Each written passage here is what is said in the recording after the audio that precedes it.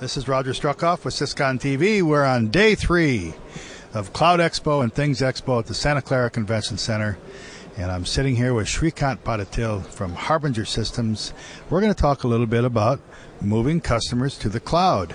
If you're involved in the cloud computing industry now, 4, 5, 6 years down the road, it seems obvious that you should do it, but it's not obvious to everybody still.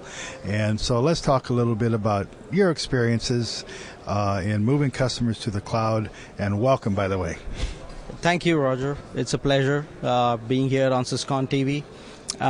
At Harbinger, we do products as well as services. Our services are with helping product companies move their products either to the cloud or build systems which are like cloud enabled, especially the new ones that are coming up. Some of the challenges that we have seen as far as cloud adoption goes primarily is on the security space and the scalability. Though people assume that moving things to the cloud will make it scalable right out of the gate, but that's not true. The systems have to be engineered and thought for distributed architecture to leverage the benefits of the cloud. So that's where we come into play, having an experience right from web development to the early mainframes to moving things that were legacy to the cloud. We have a lot of experience and advice to share to our customers, especially the new ones who are just starting off. And with the choices of platforms that are available, you can go crazy. I mean, just making a choice, it can take you about a year to decide which platform to work on. And once you've made a choice, then you always have this thing about how to make the best of it. It's cloud is scalable, but you have to do it. And that's the thing. I like a couple of things. The one thing is the security. I imagine you're thinking of security from the very beginning. I'm not sure if all of your customers quite understand the importance of it. And what are some of the issues that come up with the different platforms? We don't have to directly compare, but some of the big issues among your customers that they face as they're deciding on which platform to work with you.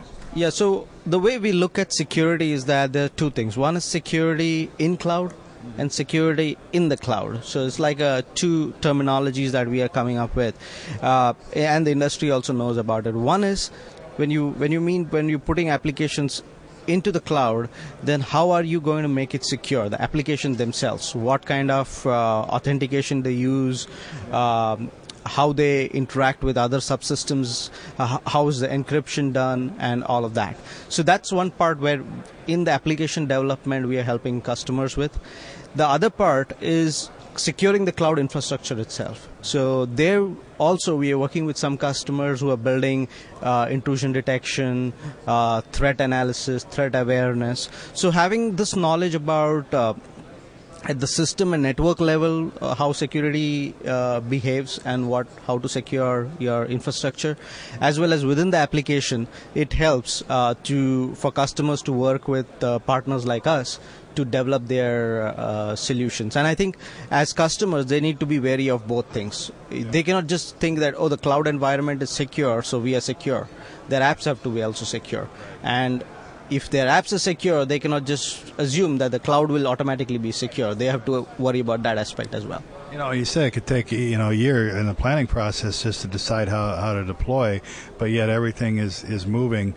Once you are at a deployment point with a customer, how do you handle the future needs? Because I imagine the flexibility and the elasticity and the scalability is always going to come into play. Yeah. So from that perspective, the flexibility is to make sure that we are all talking about stateless architecture, right? Design it from that perspective. But the truth is we cannot make everything stateless right out of the gate. So I think every 6 months or 1 year, we have to constantly re-architect the applications, look at the new technologies that are out there, and try to use the power of computing to make it as distributable and as componentized as possible, so that and either we build everything or use from the industry the best practices and the best products to build our solutions, because we don't have to build everything. So if we are focused on a business goal and there are like 10, 15 other products that we need to interface with and use in our system, I think given where the software industry is, it's best to use all of that, license it and OEM it to build your solution rather than building everything yourself. And only thing is your solution should be so rich that or API based that you can interface with these things easily. That's what we are trying to do. And every 6 months or 1 year we have to look at how we can make use of the best things that are there in the industry. What sort of customers are you looking at? What's the sort of range of size? We work with mostly with mid-size and startup customers a lot because we are a product development company, and most of the products get engineered by startups or thought leaders and evangelists. So we work a lot with them.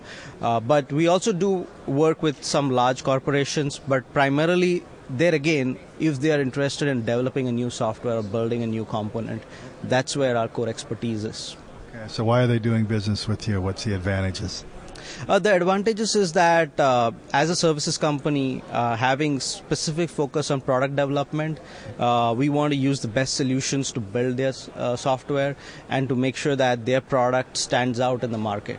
So our goal is to make sure that we engineer something which is of top quality and and at a price point which they want to, because in the initial 1 or 2 years people have tight budgets also, but they want the right partner as well.